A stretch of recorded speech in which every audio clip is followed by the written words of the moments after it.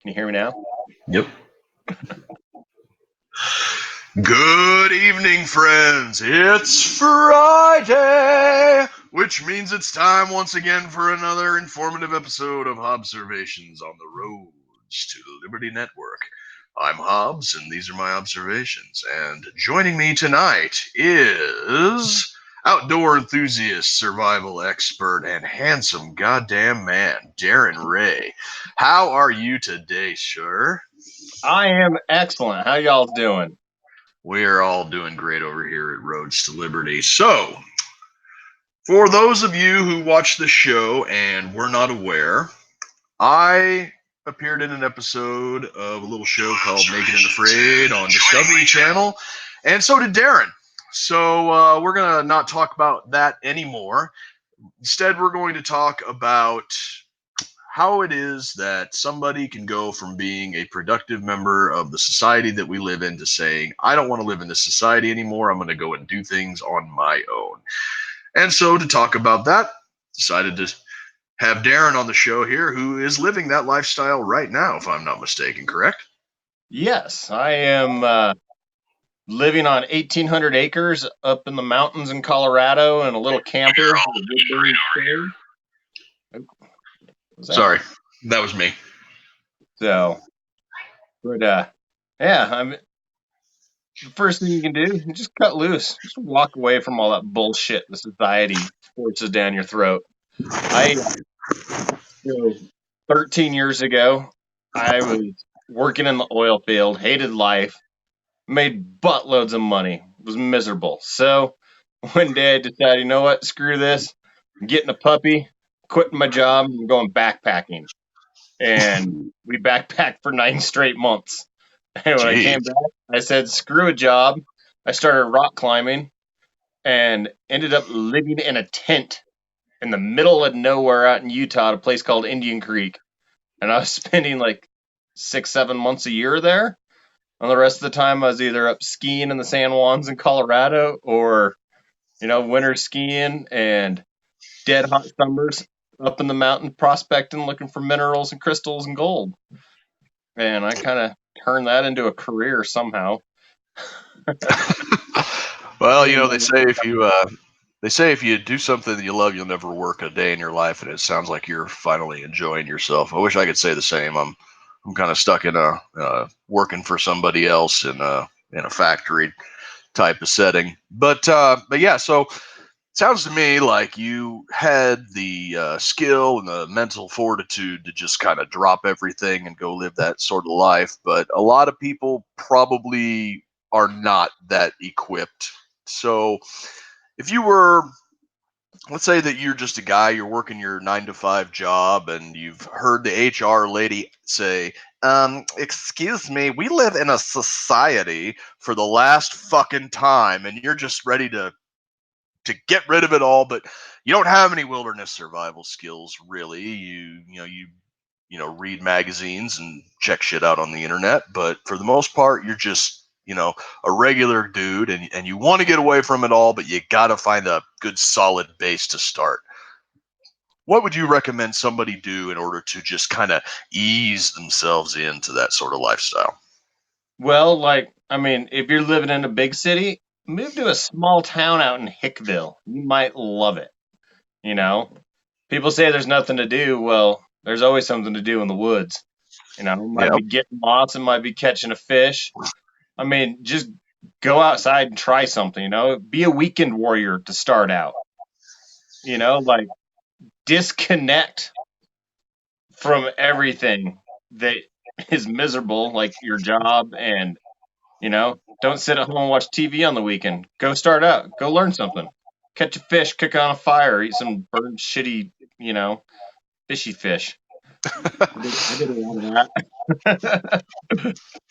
Yeah, it's a hard life though, and people who are used to all of the modern conveniences, things like being able to just go to the grocery store and pick up a ready-made lasagna that you just throw in the oven for an hour and have an actual fully made meal that you just have to push a couple of buttons and go, and or being able to call up Uber Eats and have McDonald's delivered to your door is, that's a hard thing, hard sell for a lot of people to just say that, I don't want these modern conveniences anymore, and dealing with my asshole boss and dealing with all the stupid people at the mall is a small price to pay.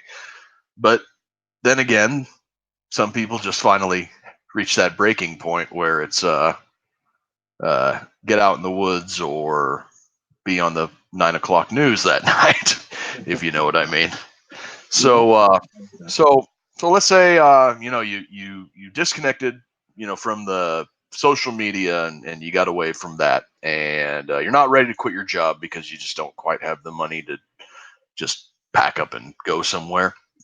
So, what are some resources that somebody out there looking to get into it, either online or print media or books at your local library, even that somebody could that you would recommend somebody to pick up as a beginner to the outdoor lifestyle? So, I mean, there's different ways to go about it, in my opinion, for like the survival side of outdoors off grid. Live like a Native American or live like an old pioneer. And there's lots of books on those, like I got a bunch of books on chuck wagon cooking because I still cook off a campfire in Dutch ovens all the time.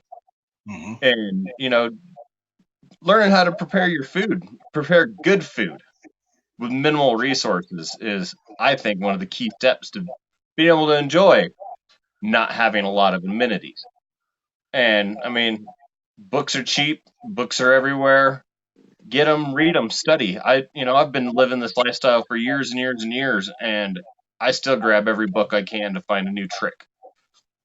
One of my favorite books for survival, I got a copy of it given to me when I was a little kid, was written by a guy named Larry Dean Olson. And I think it's just called like Wilderness Survival Skills. And he basically describes how Paiute Indians lived off the central Utah desert, which is pretty much the harshest environment in North America. So, that book, if you can find a copy of that book, just go through each chapter and practice those little skills. You can practice them in the park in the city, you know, little things, just every little trick helps. And I think the key to happiness is good food in the woods. Yes. Speaking of good food in the woods, so you said that you cook over a campfire and you're using a Dutch oven and some of the older like Pioneer style or westward expansion style of cooking implements. But where does this food come from? Do you grow your own food? Do you go down to the nearest town and stockpile on non-perishables, or you go hunting? How do you acquire what you eat? So when I lived at a lower elevation and I had a house before I sold it to go be a real climbing bum, I had a killer garden. It was on a 22 zone sprinkler system. So I could walk away for weeks at a time and my garden was taken care of. And I'd come home and there'd be more food than I could give away every week. And I canned like crazy. Now I'm living way up in the mountains and all I can grow is like chard and spinach and lettuce and a few herbs. But we have a little garden so we can keep salads and I hunt. I made deer stew today with deer and chard because that's what I had. And it's awesome. And I gather a lot, like dandelion leaves. God, man, you can cook those things like crazy. I eat lots of stingy nettle because it's up here, and it's free. Like little gathering things. You don't have to gather a lot, but if one of the when I was a kid wanting to go connect with nature, one of my goals was I just wanted to be able to go to the woods and not have to go home until I wanted to. So if you can even scavenge one meal a week, or feed yourself for a day, that's like the confidence to be like, you know what? I don't have to go to town for groceries today. I'm just gonna eat a dandelion salad and shoot fucking squirrels. And we do that a lot up here. And I've spent a lot of years. I've spent months out in the desert rock climbing, living off of cooked cactus and yucca pods. And like in the spring, I'd eat yucca stalks when they're coming up and cook them like asparagus and rabbits. Me and my buddy would run down from the cliff like with 15, 20 minutes of daylight left and grab a 22 and a slingshot out of the truck and we go try to get a rabbit for our dinner. And I can't tell you how many months I spent living like that over the years. It's like out playing all damn day long, exerting yourself, and it's like, oh, getting dark, better go get a rabbit. Yeah, it sounds like Yeah. reminds me of stories that my dad used to tell me. That's how he lived when he was a kid. Was if he missed his shot, his dad, my grandpa would give him a single shot bolt action 22 and 1 round of ammo, and if he didn't come back with something or he missed his shot, then sorry, you're not eating tonight. Learn to shoot or starve. I mean, Yep. I started shooting with a single shot 22, and still one of my favorite guns. And you learn to conserve ammo because you shoot, that damn little rabbit runs off real fast usually. Yep, and you ain't got the time to stuff another round in there and take another go at it. That's uh So, that's why the preppers, you always see that they always say that get yourself a good reliable 22, because other than a 12 gauge shotgun, a little accurate reliable 22 is probably the most versatile gun that you can have. yeah, and it's like an ammo can can hold like 6,000 rounds. One for the compactness of your ammo and what you're going to carry. You can Yep. keep a couple thousand rounds in a little box in the back of your truck with a 22. I mean, that's enough to live for years if you're conservative. Yep, I got And a. It's funny you should say that. I've got a 50 caliber ammo can that I bought 5,225. I bought a whole flat of a CCI Blazer in 2000 and early 2011, and I'm still shooting out of that can. yep, So yeah, 22 is a little bit goes a long way. So oh shit. Excuse me. Sorry about that. Um, so one thing that turns people an awful lot away from that sort of lifestyle is not necessarily the hard work that goes into it, although it is a lot of hard work, and that is kind of a downside to it.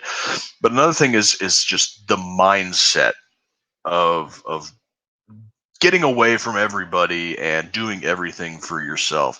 Are there any resources out there that you would recommend to people to just, or even like meditative exercises or anything like that that somebody can do to kind of get their head in the zone? Because you can have skills and equipment and everything for days, but if you're not ready for it up here, you're not ready for it at all.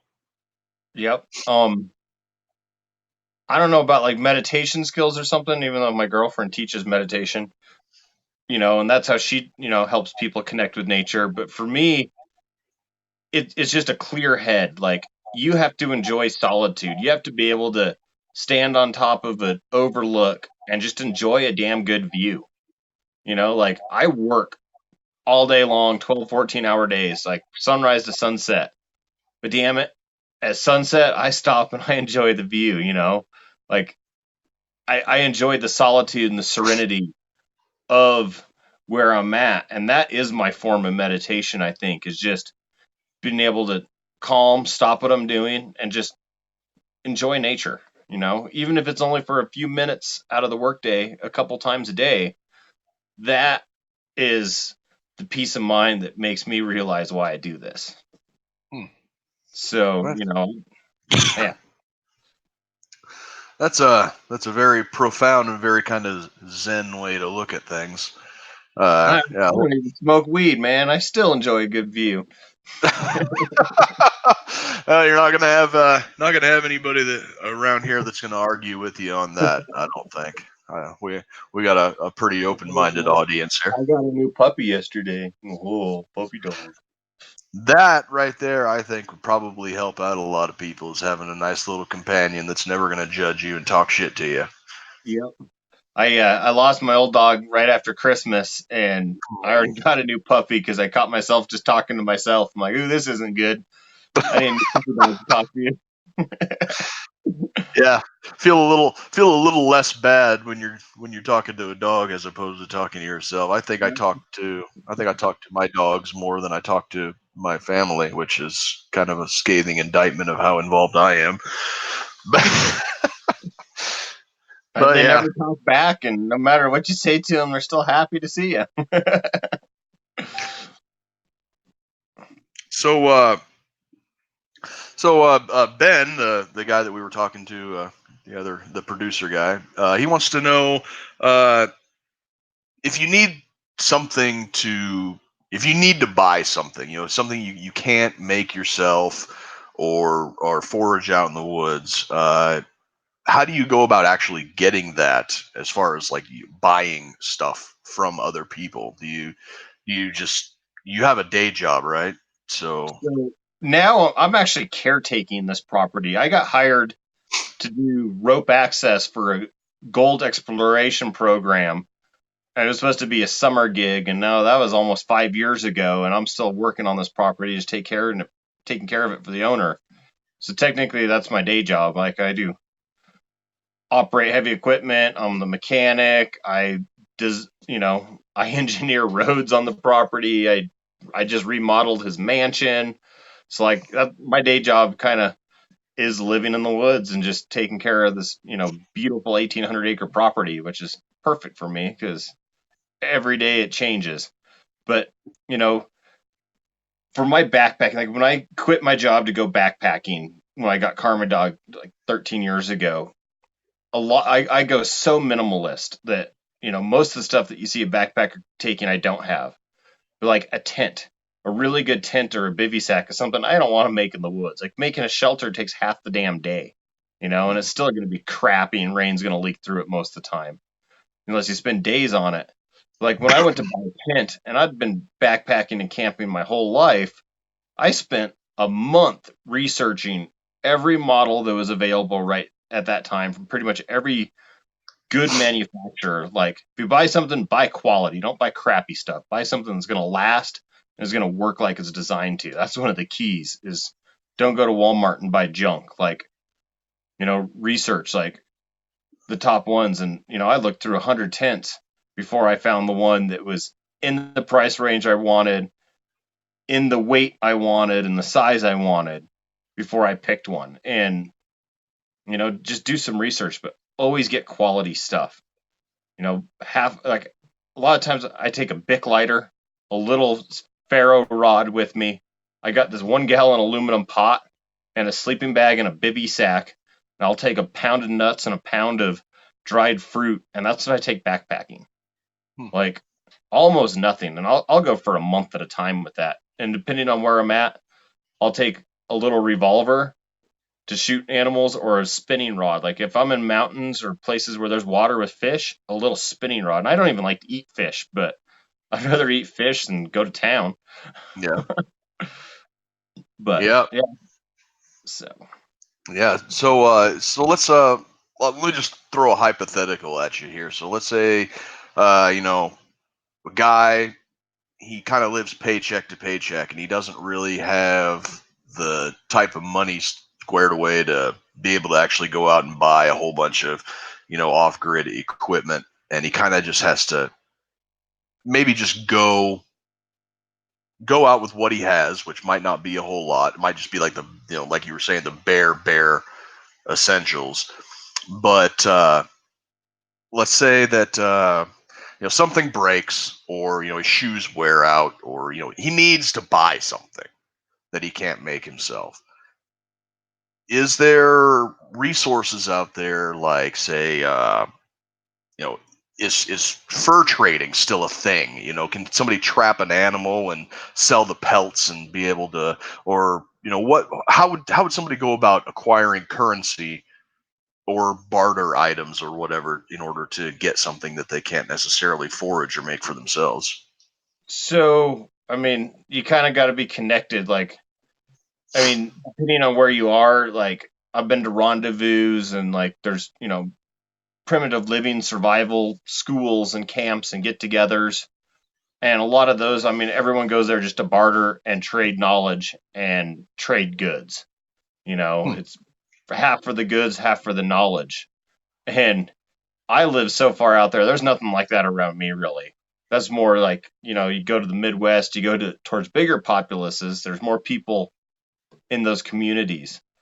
And so I'm not really connected with those communities because I don't like to travel much. Like so content where I'm at that I stay here. Like I went on a big road trip last year up to Oregon, and I drove my diesel truck and stopped at Glass Buttes, and I brought back 2,000 pounds of obsidian. So that's my bartering goods for the next couple of years because I'm a flint knapper, and I like to make arrowheads and spear points and stuff to give away as gifts and whatnot, and necklaces made out of them. But the raw stone, to the few people I know that are into the primitive skills stuff, football sized chunks of good obsidian are worth their weight in gold to people that don't have those stone resources available. And so, I mean, that's my barter goods.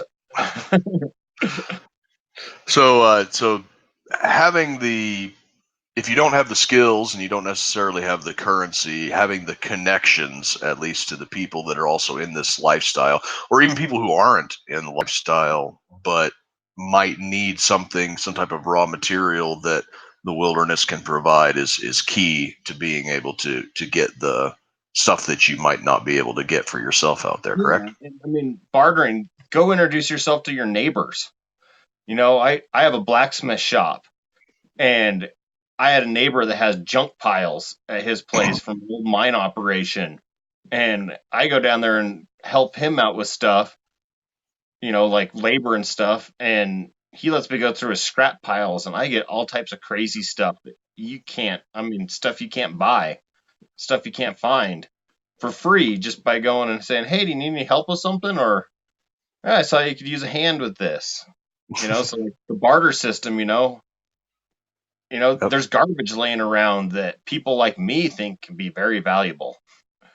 Yep. And you just got to have the vision to see that. And survival and living off grid is about utilizing resources. Like I lived for years off of less than $10,000 a year, so but I bartered my skills. Like I was a chef for a long time. So when I was out at rock climbing camps, I would cook for people, and someone that would meet me one week or weekend would go back to whatever town they were, and they'd tell their friends that were coming the next weekend down, like, "Hey, go by this guy's camp and bring a cooler full of food, and he'll cook for you for the whole weekend, and you can camp with him." And literally, that word of mouth system kept me fed for 6 months a year for 8 years. Wow.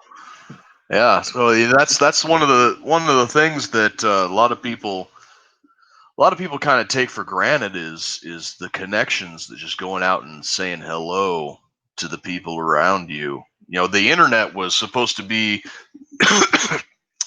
this boon of bringing people together and spreading knowledge, and instead it has driven a wedge between people and given us unlimited porn. I guess is It what made we it can take easier away. for people to hide. You can be Yeah. whoever you want to be on the internet and tough as you want because no one will know who you are. But yet, when you live in that persona, you never go out and actually meet people. It's like when I'd be in campgrounds, like the poorer I was and the longer I stayed there, the more I was every single day walking around and meeting whoever was new in camp. And during climbing season at Indian Creek, when I'd be out there, weekends it would swell up to 150 people in the campgrounds. You know, and every weekend that changed. And the few, climbing bums like me that were living out there for, you know, months at a time, you know, none of us had money.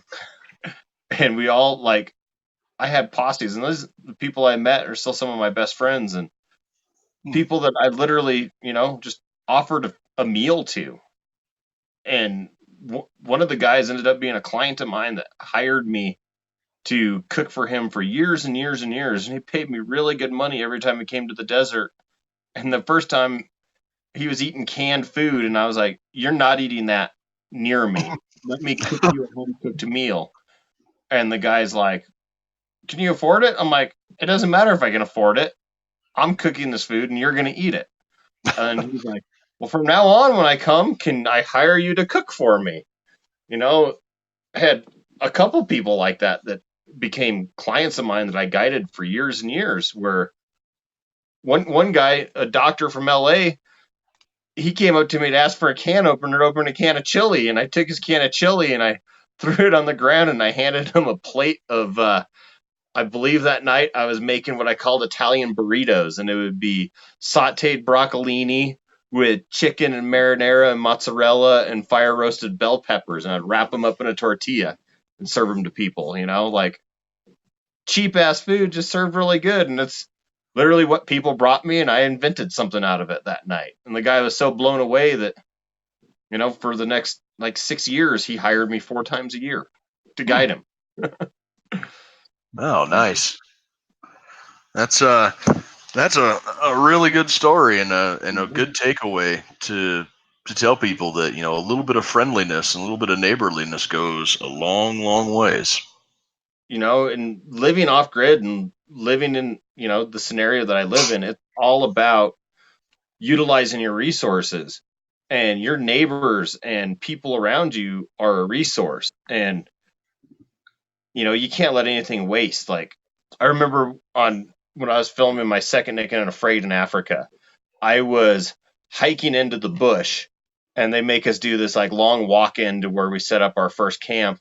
And I was gathering resources along the way, and the girl's like, "Don't stop, you can come back for it." I'm like, I'm not walking back a mile to get this perfect spear shaft that I found Yeah, in this bush. It's right here in 110-degree heat. I'm like, I'm taking 30 seconds in the shade to chop this down because I'm not turning around. Like, never pass up an opportunity is basically what I'm saying on that. Like, off grid living is so crazy like that. Like, I moved up here into first I was in a big tent.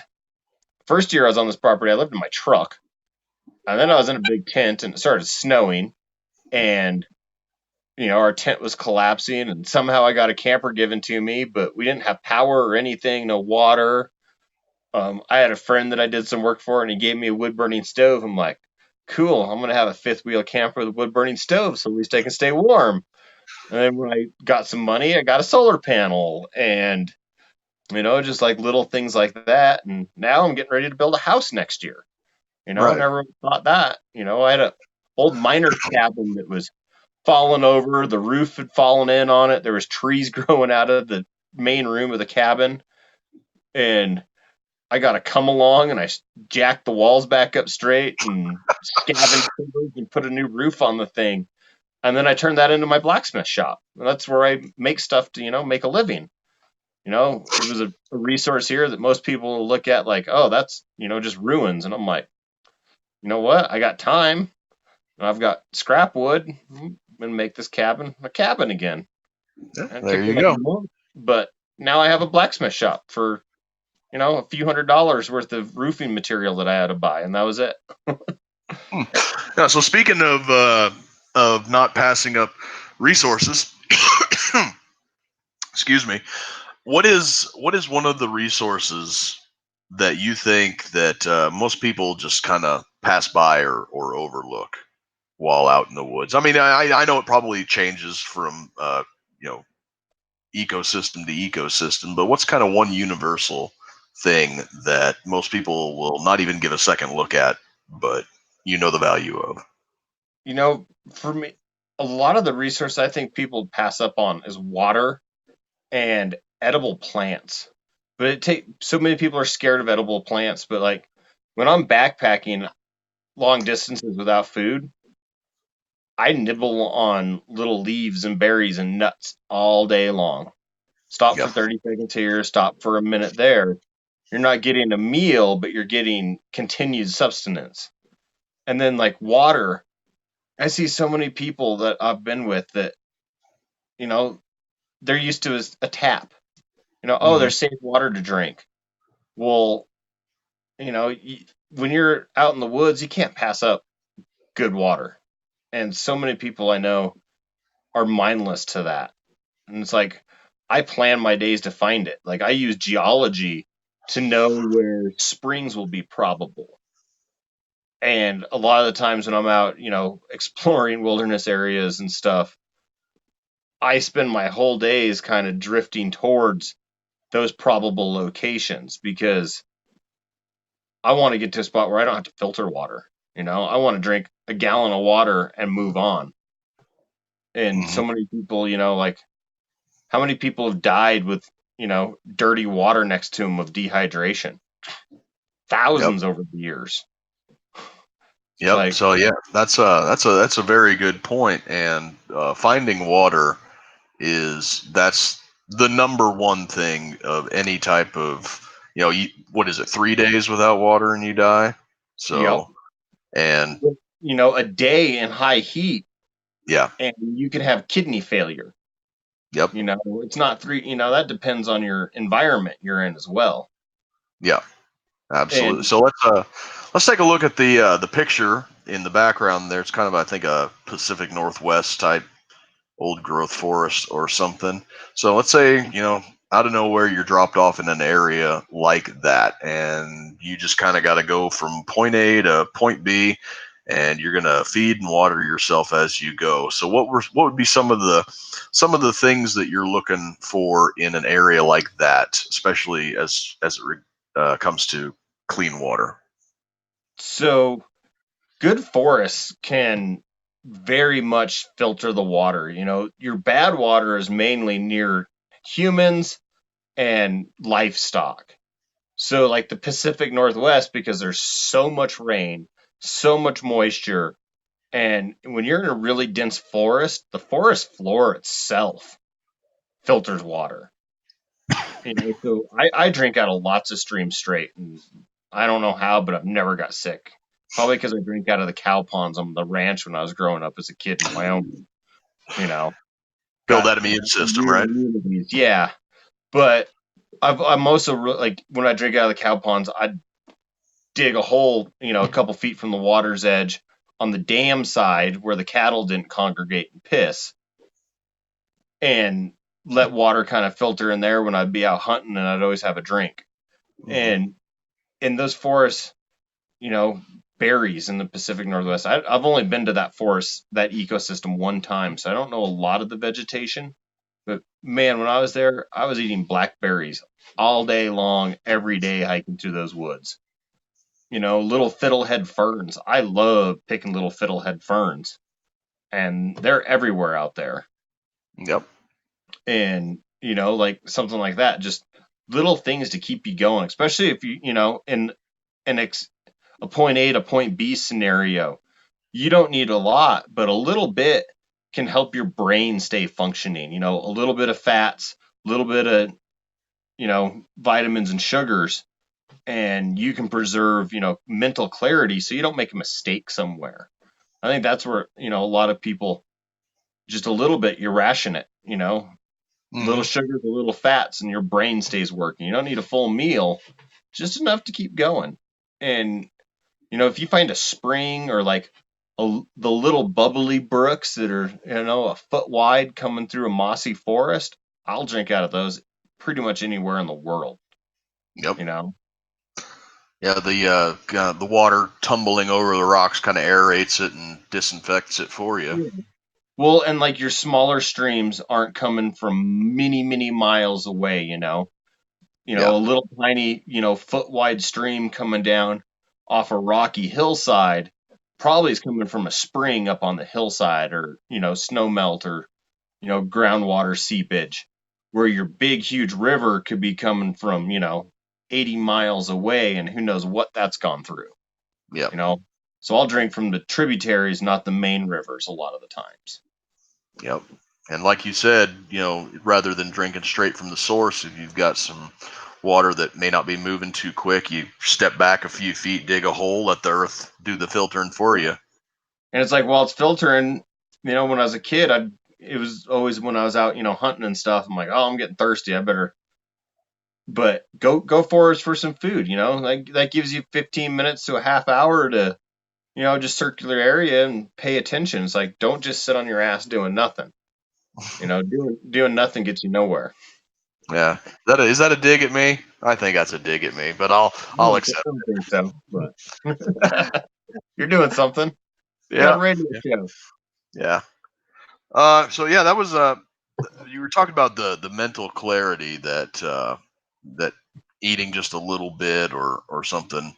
But I also, one of the things that I noticed when I was down in Panama was Even though I didn't have a whole lot to eat there, the stuff that I was eating was 100% natural. No preservatives, no chemicals, no nothing. Everything was just coming straight from nature. And about 6 days into it, you see, I'm wearing glasses right now, but about 6 days into it, my vision started to get clearer. My head started to get clearer. I felt, I could breathe more clearly.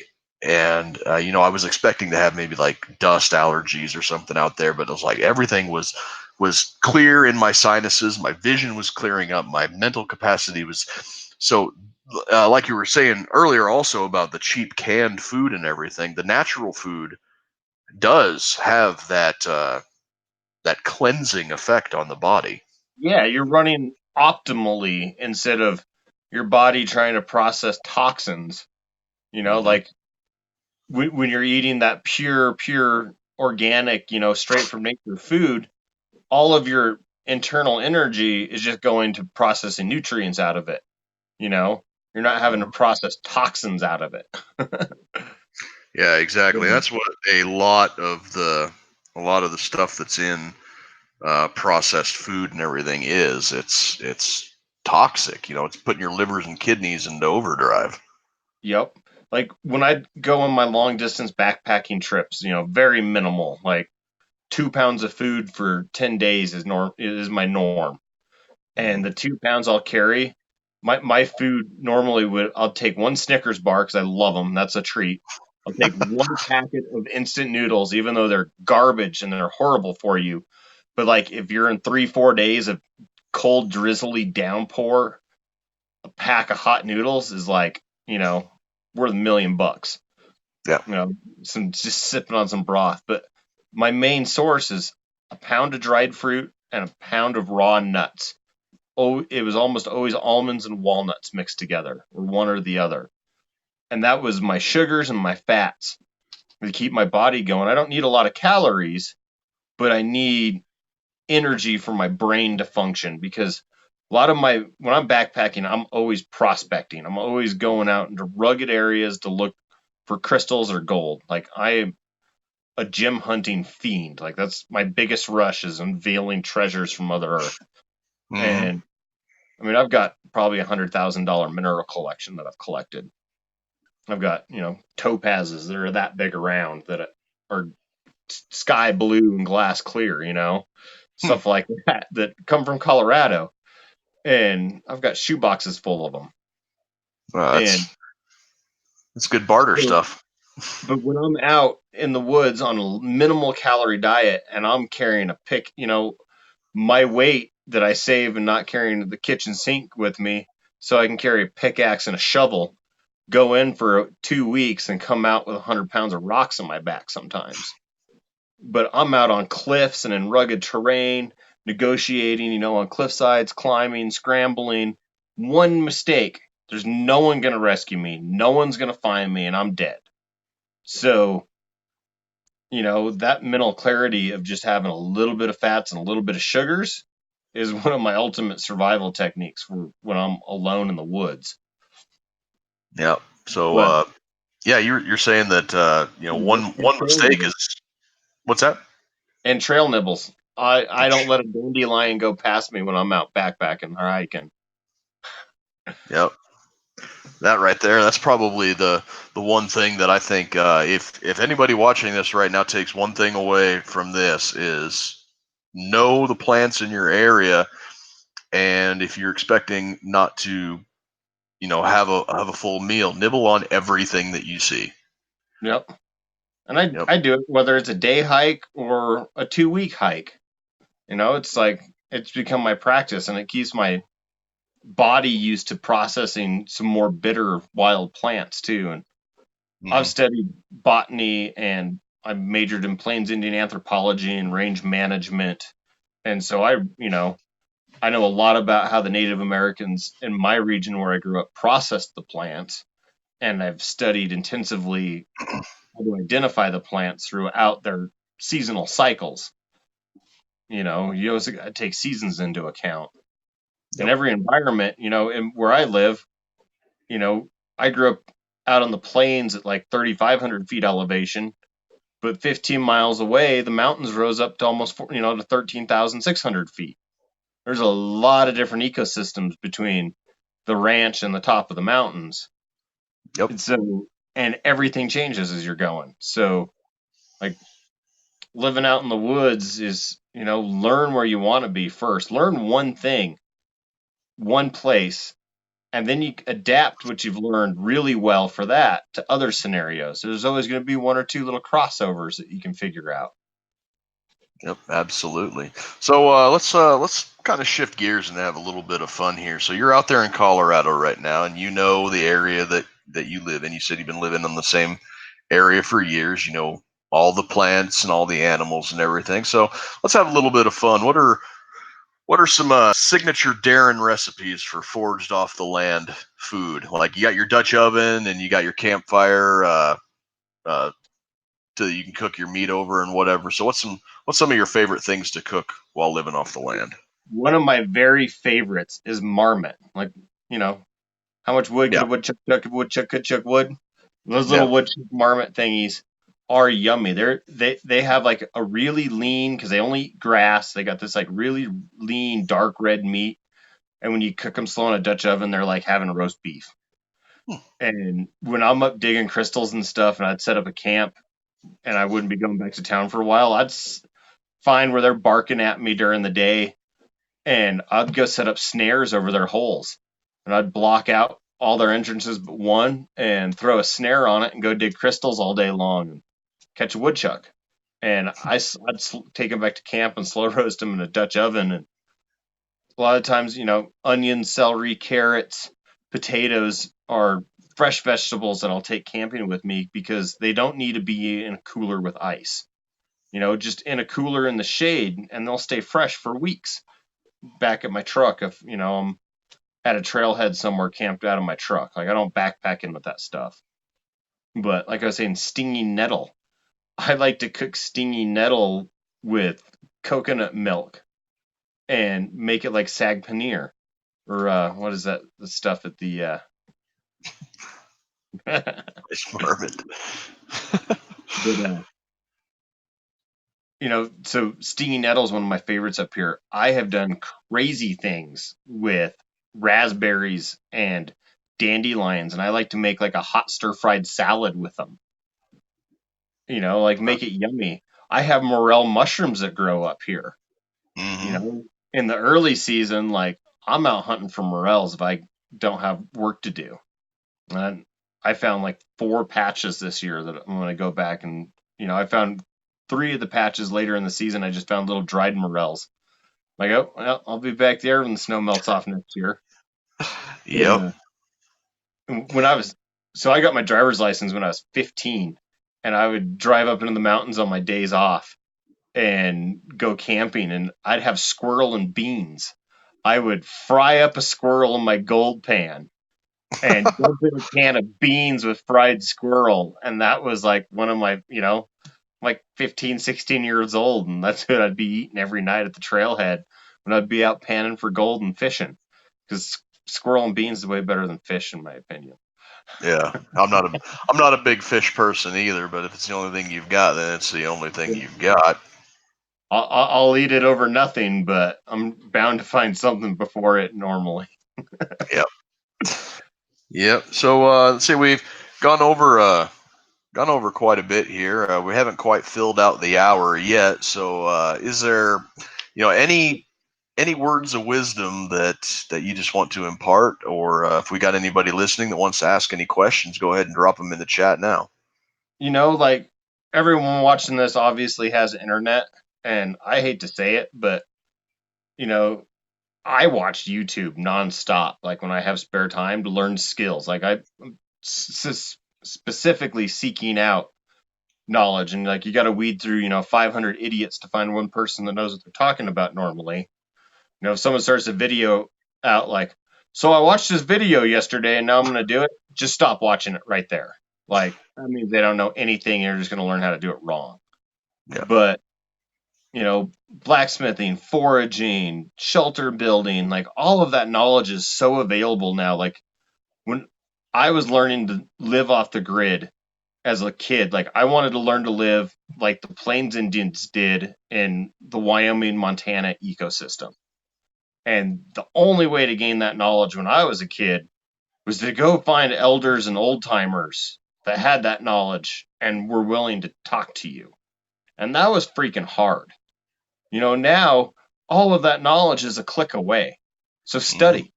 That's like the key is just study for, expand your brain, like never stop learning. You want to start going off grid, start some basic carpentry skills, like watch, build yourself a table, something, because like carpentry is, knowing how to build a couple little things, you can extrapolate that into building anything once you have the skills to use the tools. Doesn't matter what you're building, it's learning how to build, you know. Yep. I, Yeah, that's I, something that I've always said, that there's certain skills, things like carpentry and welding, and a lot of those manufacturing type jobs. They're easy to do, but they're really hard to do worth a shit.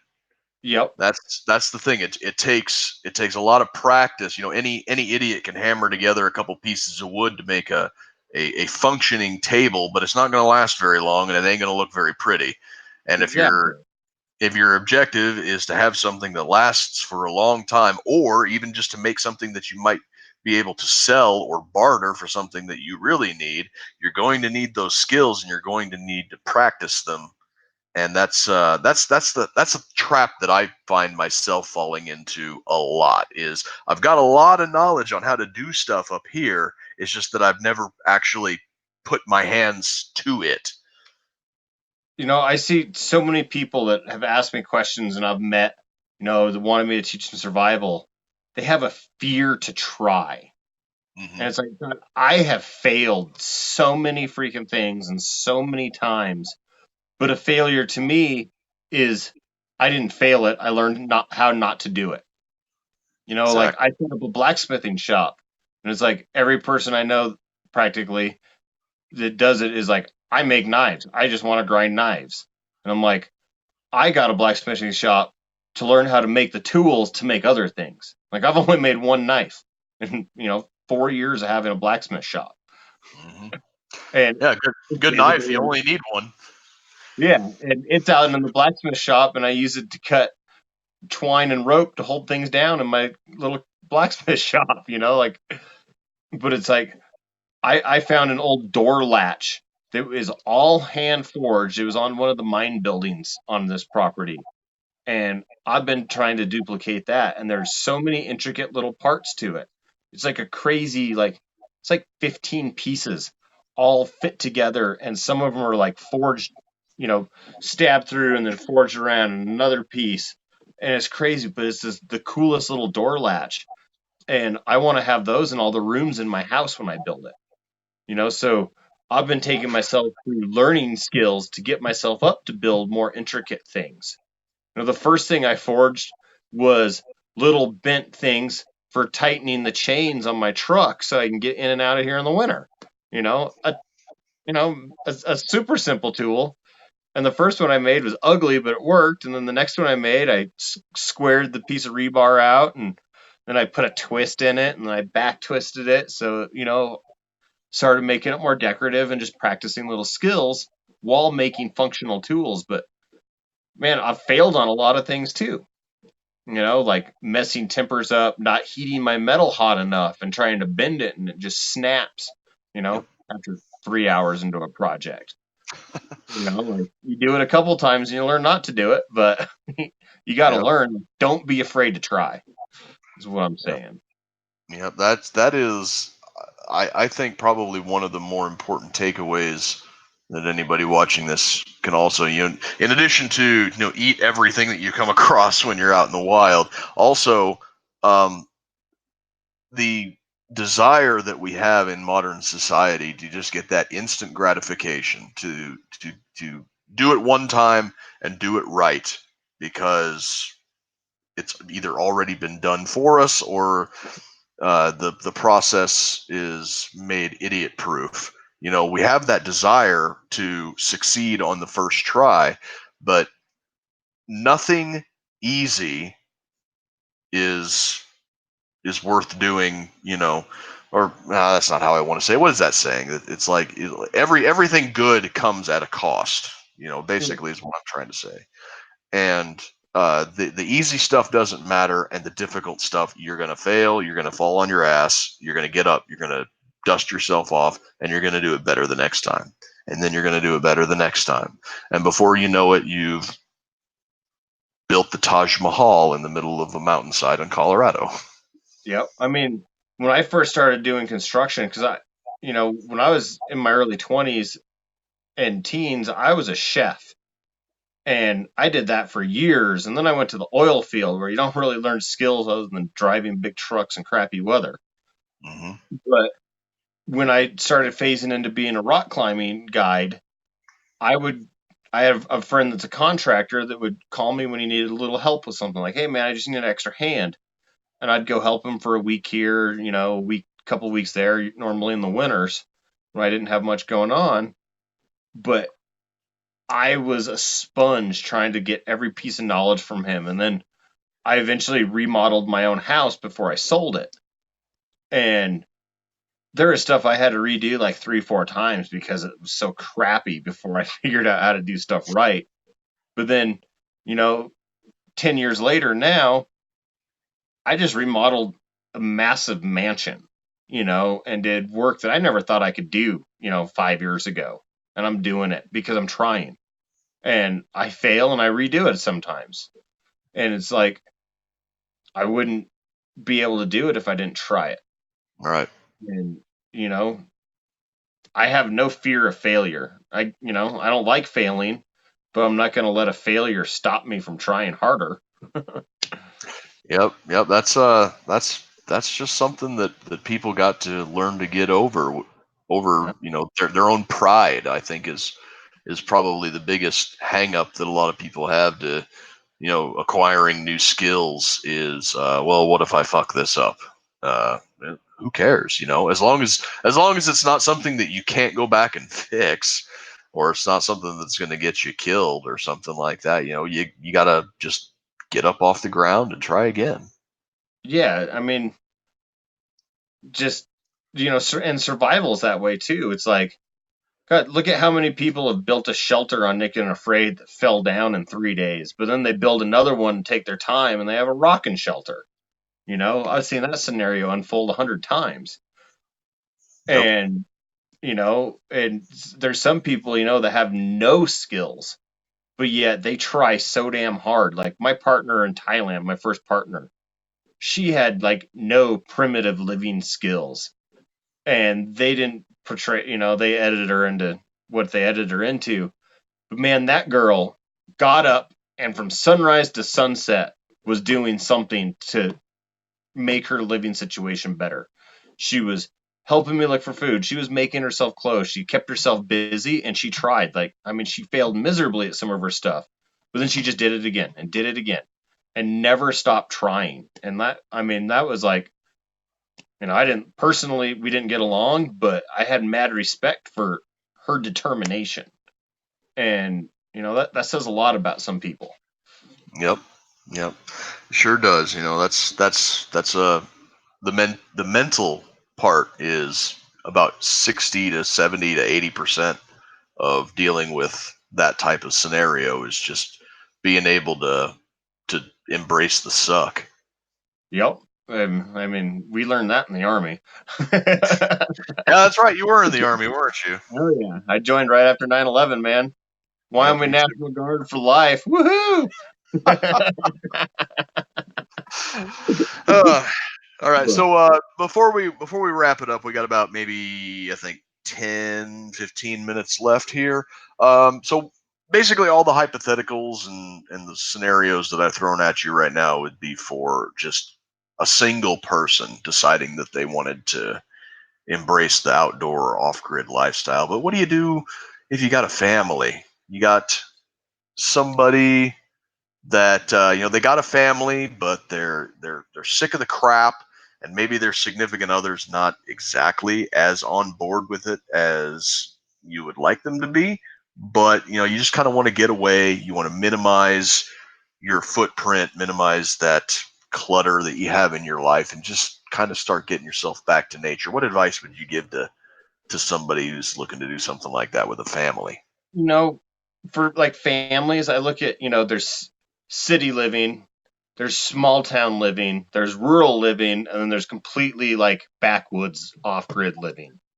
And Hmm. it's like maybe just move like 2 miles out of town into an old farmhouse with, a half acre of land and plant a garden. You can still go to town and have a job.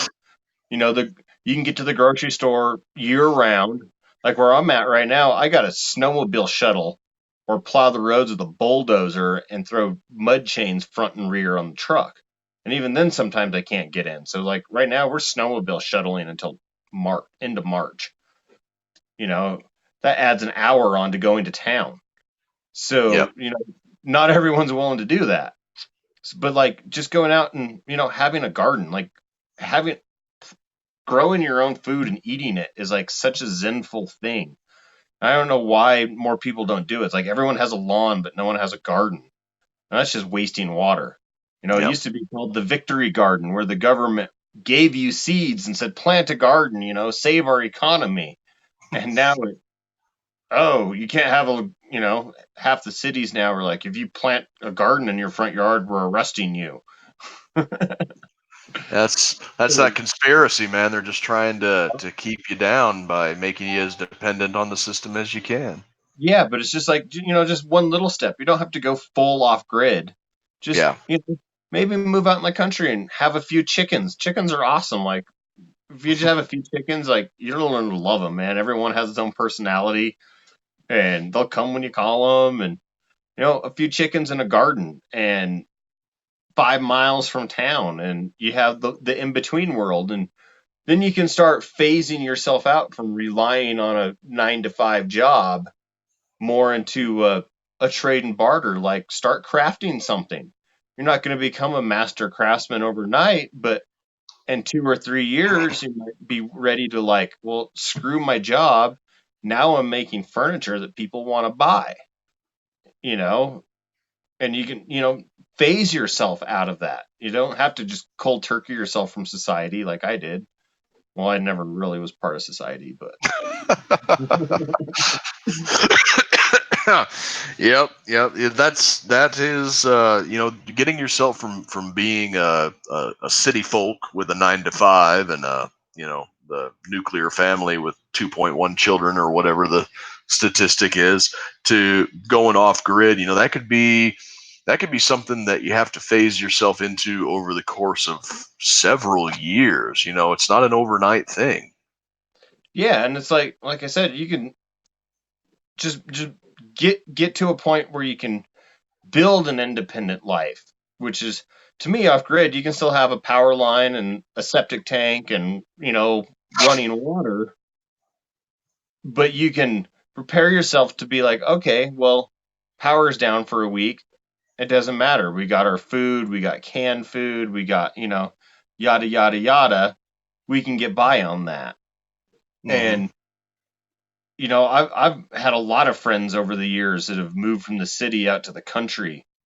And one of it's funny. It's normally a girl that wants to do it, and the husband's the one that isn't the I want to go live out in the freaking country. It's at least in Yep. my friends group is how it's always been.